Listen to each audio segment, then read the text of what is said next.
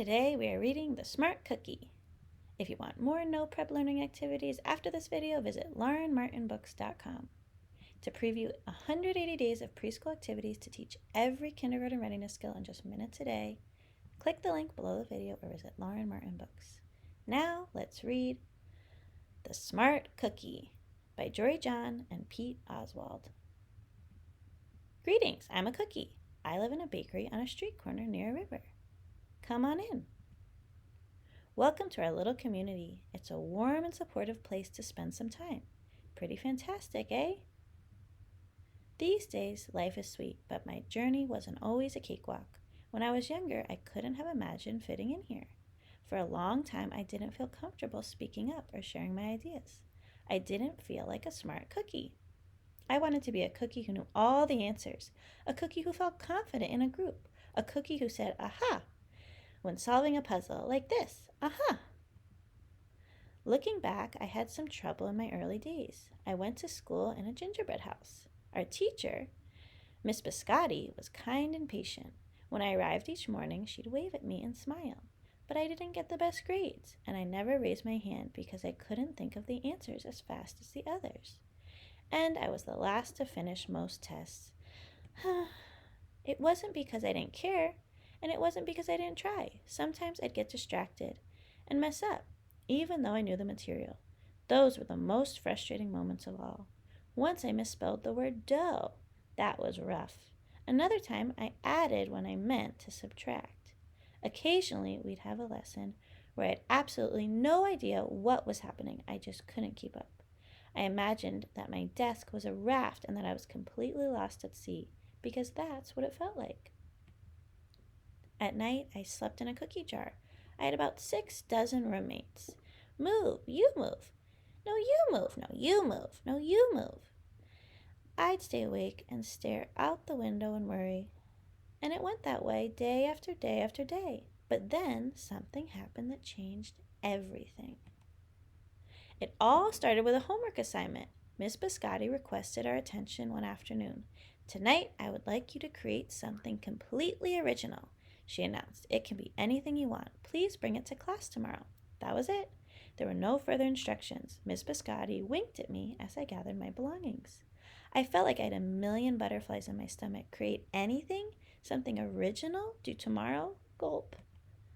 When I got home, I immediately went to work. At first, I tried a cooking project. The results were half-baked. Next, I tried to hammer and nail something. It splintered immediately.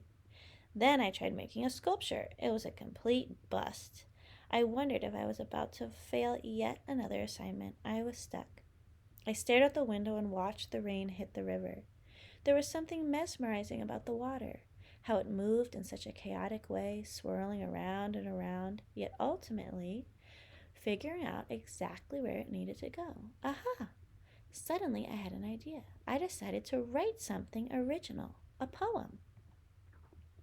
I came up with a title based on how I'd been feeling, My Crummy Days. After that, the rest of it seemed to fall into place. I wrote and I wrote. I lost track of time. An hour went by in a flash. Aha, I said when I was finished. I couldn't sleep that night, but it wasn't because I was worried. It was because I was excited. I felt like I had really accomplished something. I felt smart. The following day, Miss Biscotti asked for volunteers to share what they'd created. One kid showed off his original frosting art. Another kid revealed her sprinkle distribution machine. It was neat seeing how everyone was good at such different things.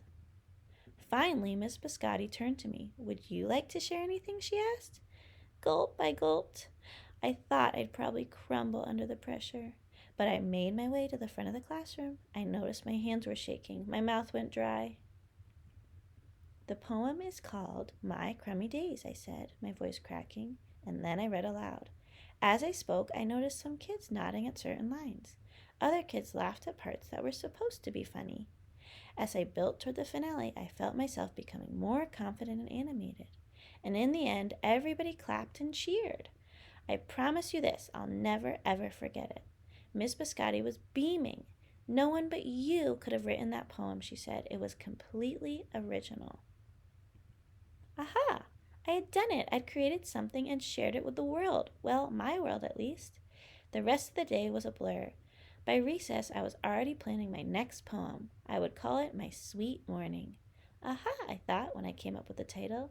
Later that afternoon, Miss Biscotti handed me a note. It said that I should keep on writing no matter what. That meant so much to me. School was a bit different after that. I wasn't so scared to raise my hand or ask a question or share my work. Sure, some things still don't come as easily for me as they do for others, but now I know that you can be smart in many different ways. You don't have to have the answers to every question or suddenly be great at everything all at once. You just need a chance to try all kinds of things to find out who you are and what you like to do. As for me, I learned that I can write and I can think up great ideas, and I found plenty of other things I'm good at too. I no longer feel lost at sea. It's more like floating down a river. And the best part is, there's always more to learn because we're all smart cookies. How did the smart cookie feel about themselves at the beginning of the book? How did they feel at the end of the book? What did the teacher ask the smart cookie and her classmates to do for homework assignment? What was the smart cookie's unique skill and original assignment she brought back to class? How are all of the students smart in their own way? What are some ways you and your classmates, friends, and family are smart in different ways?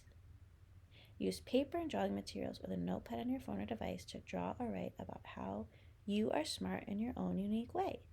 Then complete Ms. Biscotti's assignment. Create something completely original.